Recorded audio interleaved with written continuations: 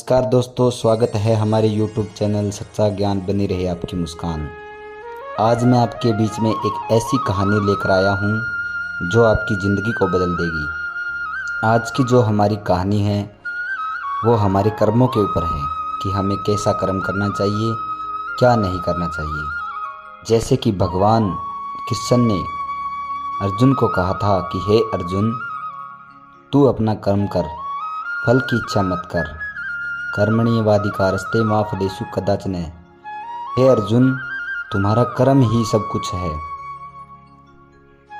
उसी प्रकार से दोस्तों, हमें कैसा कर्म करना चाहिए, ये कहानी आपके जीवन को बदल देगी। आशा करता हूँ कि आप इस कहानी को पूरी सुनेंगे और इस कहानी से अपने जीवन में आने वाली हर कठिनाई को आप पार कर सकते हो। तो आइएगा, इस कहानी को शुरू करते हैं। एक नगरी में एक बहुत ही अच्छे राजा रहा करते थे। वो नगरी बहुत ही खुशहाल थी। राजा दिन रात उस नगरी के सुधार के लिए कार्य करते थे। वो अपने घर बार को छोड़ करके दिन रात अपनी नगरी की भलाई के लिए कार्य करते थे। राजा एक दिन वन की तरफ घूमने को निकले कि अचानक उनको सामने एक वृद्ध व्यक्ति दिखाई दिया। वृद्ध व्यक्ति के हाथ में एक बहुत ही बड़ी पुस्तक थी जिसमें वो कुछ लिख रहे थे। वृद्ध व्यक्ति को देख करके राजा उनके समीप जाता है और उनके चरणों में प्रणाम करता है और पूछता है कि हे पूज्य, आपके हाथ में क्या है। वृद्ध व्यक्ति हंसने लग जाता है और राजा को कहता है, हे राजन, ये वो पुस्तक है जिसमें जो व्यक्ति पूजा पाठ करते हैं, भजन करते हैं, भगवान का नाम लेते हैं, उनका इस पुस्तक में नाम है। मैं एक देवदूत हूँ। मैं उन सभी का नाम लिखता हूँ जो भगवान के भजन करते हैं, पूजा पाठ करते हैं। राजा ने पूछा, क्या इस पुस्तक में मेरा नाम है। देवदूत उस पुस्तक का एक एक पेज उल्ट कर देखते हैं, लेकिन राजा का कहीं नाम नजर नहीं आता। देवदूत मायूस हो जाते हैं। उनको देख कर के राजा बोलते हैं, हे महाराज, आप मायूस मत हो। इसके अंदर मेरा नाम हो ही नहीं सकता, क्योंकि मैंने तो कभी पूजा पाठ किया ही नहीं। मैं तो मंदिर भी कभी कभार जाता हूँ, ना मैं भजनों के लिए टाइम निकाला। मैं तो दिन रात अपनी प्रजा का ही ख्याल करता हूँ। भजन भाव के लिए तो मेरे को टाइम ही नहीं मिलता। तो राजा मायूस होकर के बोले, हे महाराज, मैं चलता हूँ, मुझे और भी बहुत कार्य करने हैं, मुझे काफ़ी टाइम हो गया है। दूत ने उनके सर पर हाथ रखा और वहाँ से चल दिए। वही कार्य शुरू कर देते हैं। दिन रात नगरी की भलाई करना, निर्धनों को धन देना, लाचारों की सेवा करना। कुछ समय पश्चात राजा के मन में विचार आता है कि क्यों ना फिर से वन में घूमने के लिए चले।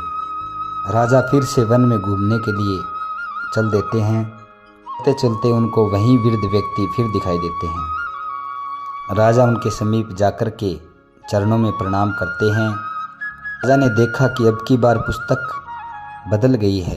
पहले बहुत बड़ी पुस्तक थी, अब तो बहुत ही छोटी पुस्तक है।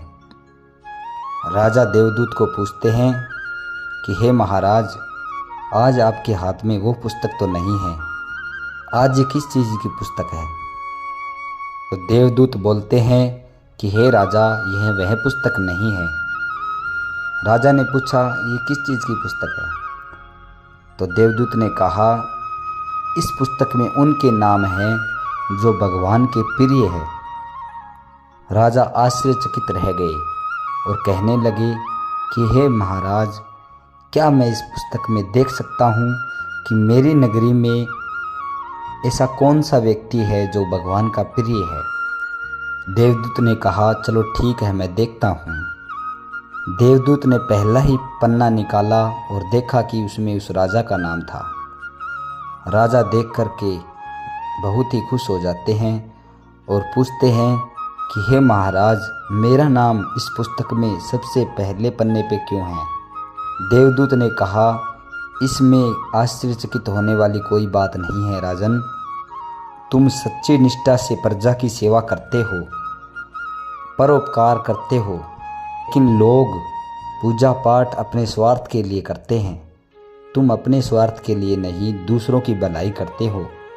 और जो व्यक्ति गरीबों की निस्वार्थ सेवा करता है, दिन रात अपनी प्रजा का ख्याल रखता है, उसका भगवान ही ख्याल रखते हैं।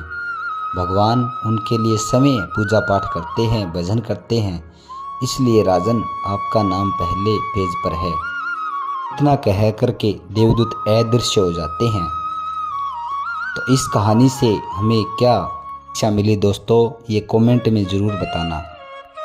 तो जो अब गरीबों की सेवा करता है निस्वार्थ होकर के, भगवान उनका प्रिय होते हैं और आप भगवान के प्रिय होते हैं। आप अच्छे कर्म करें, फलों की चिंता ना करें।